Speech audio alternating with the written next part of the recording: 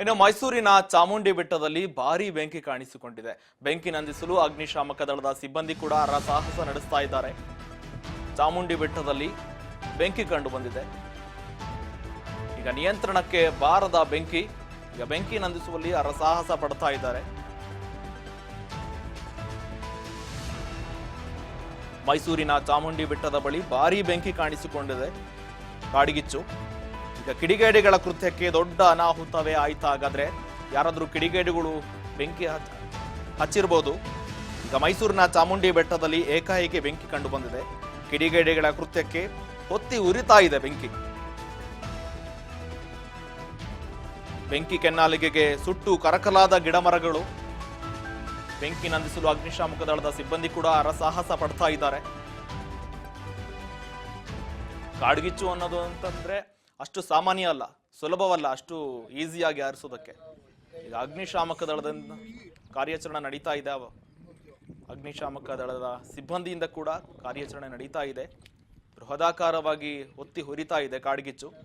ನೋಡು ಬೆಂಕಿ ಕತ್ತು ಉರಿತಿರೋದು.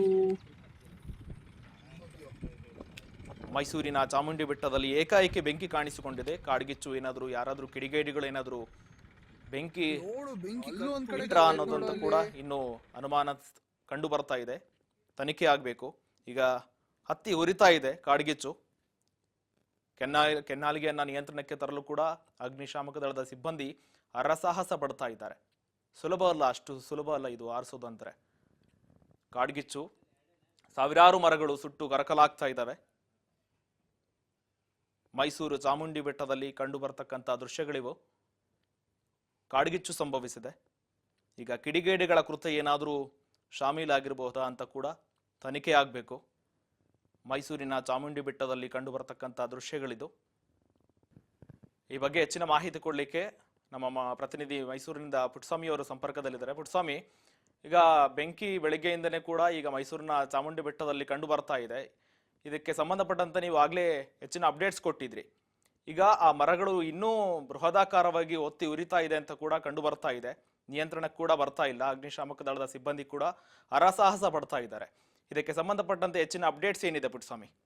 ಶ್ರೀಕಾಂತ್, ಏನು ಬೆಳಿಗ್ಗೆ ನಡೆದಂತಹ ಒಂದು ದುರ್ಘಟನೆ ಅಂತ ಹೇಳ್ಬೋದು. ಚಾಮುಂಡಿ ಬೆಟ್ಟಕ್ಕೆ ಒಂದು ಅಗ್ನಿ ಅವಘಡ ಸಂಭವಿಸಿದೆ ಅಂತಕ್ಕಂಥದ್ದು ಮೇಲ್ನೋಟಕ್ಕೆ ಕಂಡು ಬರ್ತಿರ್ತಕ್ಕಂಥದ್ದು. ಅದು ಕೆಳಭಾಗದಲ್ಲಿ ಅಗ್ನಿ ಅವಘಡ ಸಂಭವಿಸಿ ಬೆಂಕಿ ಎತ್ಕೊಂಡು ಸುಮಾರು ಮರಗಳು ಕೂಡ ಸುಟ್ಟು ಹೋಗಿದೆ. ಮತ್ತೆ ಸುಮಾರು ವನ್ಯಜೀವಿಗಳು ಕೂಡ ಸಜೀವ ದಹನ ಆಗಿದೆ ಅಂತಕ್ಕಂಥ ಮಾಹಿತಿಗಳು ಲಭ್ಯವಾಗ್ತಾ ಇದೆ. ಅದರ ಜೊತೆಯಲ್ಲಿ 8 ಅಗ್ನಿಶಾಮಕ ದಳದವರು ಆಗಮಿಸಿ 8 ಕಡೆಯೂ ಕೂಡ ಏನು ಬೆಂಕಿಯನ್ನು ನಂದಿಸುವಂತಹ ಎಲ್ಲ ಕಾರ್ಯಗಳನ್ನ ಕೈಗೆತ್ಕೊಂಡಿದ್ದಾರೆ. ಅದರ ಜೊತೆಯಲ್ಲೂ ಕೂಡ ಎಲ್ಲಾ ಕಡೆಯೂ ಕೂಡ ಏನು 4 ಭಾಗದಲ್ಲೂ ಕೂಡ ಅಗ್ನಿಶಾಮಕ ದಳದವರು ಅವರ ಪ್ರಯತ್ನಗಳನ್ನ ಮಾಡ್ತಾ ಇದ್ದಾರೆ. ಆದ್ರೆ ಎಲ್ಲೂ ಕೂಡ ಅಗ್ನಿಯನ್ನ ನಿಂದಿಸೋದಕ್ಕೆ ಆಗ್ತಾ ಇಲ್ಲ ಅಂತಕ್ಕಂಥದ್ದು ಮೇಲ್ನೋಟಿಗೆ ಕಂಡು ಬರ್ತಾ ಇದೆ. ಸೊ ಅಲ್ಲಿ ಒಂದು ಕಡೆ ಕೆಳಗಡೆ ಇಳಿದು ಹೋಗೋದಕ್ಕೆ ಯಾವುದೇ ತರಹದ ರಸ್ತೆ ಇಲ್ಲದ ಕಾರಣಕ್ಕಾಗಿ ಕೆಳಭಾಗದಿಂದ ಬರ್ತಾ ಇರ್ತಕ್ಕಂತಹ ಅಗ್ನಿ ಏನು ಬೆಂಕಿ ಇದೆಯೋ ಅಗ್ನಿಯನ್ನ ಏನು ಅದನ್ನ ಅಲ್ಲೇ ತಟಸ್ಥವಾಗಿ ನಿಲ್ಲಿಸೋದಕ್ಕೆ ಯಾವುದೇ ತರಹದ ಪ್ರಯತ್ನಗಳು ಆಗ್ತಾ ಇಲ್ಲ. ಯಾಕೆಂತ ಹೇಳಿದ್ರೆ ಅಗ್ನಿಶಾಮಕ ದಳದವರು ಆ ಜಾಗಕ್ಕೆ ಹೋಗೋದಿಕ್ಕೆ ಆಗ್ತಾ ಇಲ್ಲ. ಹಾಗಾಗಿ ಅಗ್ನಿಶಾಮಕ ದಳದವರ ಕೈಯಲ್ಲಿ ಈ ಒಂದು ಕೆಲಸಕ್ಕೆ ಮೇಲ್ಭಾಗಕ್ಕೆ ಬರ್ತಕ್ಕಂತಹ ಅಗ್ನಿ ಏನಿದೆಯೋ ಅಗ್ನಿಯನ್ನ ನಿಂದಿಸುವಂತಹ ಕೆಲಸಕ್ಕೆ ಕೈಗೊಳ್ತಾ ಇದ್ದಾರೆ. ಆದ್ರೆ ಕೆಳಭಾಗದಲ್ಲಿ ಬರ್ತಾ ಇರ್ತಕ್ಕಂತಹ ಅಗ್ನಿ ಏನಿದೆಯೋ ಅದನ್ನ ನಿಲ್ಸೋದಕ್ಕೆ ಪ್ರಯತ್ನಗಳ ಪಡ್ತಾ ಇದ್ರು ಕೂಡ ಅಗ್ನಿ ನಿಲ್ತಾ ಇಲ್ಲ. ಮರಗಳು ಸುಟ್ಟು ಭಸ್ಮವಾಗ್ತಾ ಇದೆ. ವನ್ಯಜೀವಿಗಳು ಕೂಡ ಸುಟ್ಟು ಭಸ್ಮ ಆಗ್ತಾ ಇದೆ. ಸಜೀವ ದಹನವಾಗ್ತಾ ಇದೆ. ಸೊ ಎಲ್ಲಾ ಕಡೆಯೂ ಕೂಡ ಅಗ್ನಿಶಾಮಕ ದಳದವರು ಇದ್ರೂ ಕೂಡ ಅಗ್ನಿಯನ್ನ ನಂದಿಸಲು ಆಗ್ತಾ ಇಲ್ಲ ಅಂತಕ್ಕಂಥದ್ದು ಮೇಲ್ನೋಟಕ್ಕೆ ಕಂಡು ಬರ್ತಾ ಇದೆ. ಸೊ ಜಿಲ್ಲಾಡಳಿತವು ಕೂಡ ಇದಕ್ಕೆ ಅಗ್ನಿಯನ್ನ ನಿಲ್ಲಿಸಲು ಯಾವೆಲ್ಲ ಕ್ರಮಗಳನ್ನು ತೆಗೆದುಕೊಳ್ಬಹುದು, ಹೆಲಿಕಾಪ್ಟರ್ನ ತರಿಸಿ ಹೆಲಿಕಾಪ್ಟರ್ ಮೂಲಕ ನೀರನ್ನ ಸಿಂಪಡಿಸಲು ಅಗ್ನಿಯನ್ನ ಅವಘಡವನ್ನ ತಪ್ಪಿಸೋದಕ್ಕೆ ಆಗುತ್ತಾ ಅಂತಕ್ಕಂಥ ಪ್ರಯತ್ನಗಳು ಕೂಡ ಜಿಲ್ಲಾಡಳಿತ ಮಾಡ್ತಾ ಇದೆ. ಸೊ ಮುಂದಿನ ಸಮಯದಲ್ಲಿ ಯಾವೆಲ್ಲ ಕ್ರಮಗಳನ್ನ ಜಿಲ್ಲಾಡಳಿತ ತೆಗೆದುಕೊಳ್ತದೆ ಅಂತಕ್ಕಂಥದ್ದನ್ನ ಕಾದ್ ನೋಡ್ಬೇಕಾಗಿದೆ. ಶ್ರೀಕಾಂತ್, ಪುಟ್ಟಸ್ವಾಮಿ, ಆ ಕಾಡ್ಗಿಚ್ಚು ಸಮೀಪದಲ್ಲಿ ಯಾವ್ದಾದ್ರು ಮನೆಗಳು ಮತ್ತೆ ಗ್ರಾಮಸ್ಥರನ್ನ ಬೇರೆಡೆ ಏನಾದ್ರು ಸ್ಥಳಾಂತರ ಮಾಡ್ಲಿಕ್ಕೆ ಏನಾದ್ರು ಮುನ್ನೆಚ್ಚರಿಕೆ ಕ್ರಮಗಳನ್ನ ಕೈಗೊಂಡಿದ್ದಾರಾ? ಏನ್ ಕಥೆ ಅಂತ? ಈ ಶ್ರೀಕಾಂತ್, ಅಲ್ಲಿ ಕೆಳಭಾಗದಲ್ಲಿ ಏನಿದೆಯೋ ಅಲ್ಲಿ ಯಾವುದೇ ತರಹದ ಮನೆಗಳಿಲ್ಲ. ಸೊ ಯಾಕೆ ಅಂತ ಹೇಳಿದ್ರೆ ಎರಡನೇ ರಸ್ತೆ ಅಂತಂದ್ರೆ ಒಂದು ರೌಂಡ್ ಮುಗಿಸಿ 2ನೇ ರೌಂಡ್ಗೆ ಬರ್ತಕ್ಕಂಥ ರಸ್ತೆ ಏನಿದೆಯೋ ಆ ರಸ್ತೆಯಿಂದ ಕೆಳಭಾಗದಿಂದ ಅಗ್ನಿ ಅವಘಡ ಸಂಭವಿಸಿರ್ತಕ್ಕಂಥದ್ದು. ಆ ಭಾಗದಲ್ಲಿ ಯಾವುದೇ ತರಹದ ಮನೆಗಳು ಇಲ್ಲ ಅಂತಕ್ಕಂಥದ್ದು ಇಲ್ಲಿವರೆಗೆ ಕಂಡು ಬರ್ತಾ ಇದೆ. ಸೊ ಮುಂದೆ ಏನಾಗ್ತದೆ ಅಂತಕ್ಕಂಥದ್ದನ್ನ ಕಾದು ನೋಡ್ಬೇಕಾಗಿದೆ ಶ್ರೀಕಾಂತ್.